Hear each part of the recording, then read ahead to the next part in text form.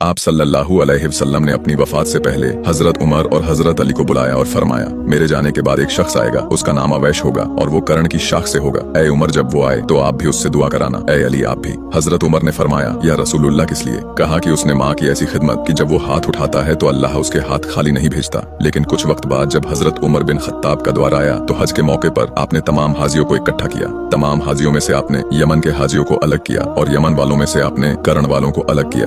जब कर्ण वाले अलग हो गए तो आपने अवैश के बारे में पूछा। कर्ण वालों ने कहा, वो तो दूर पहाड़ों में बकरियों चरा रहा था।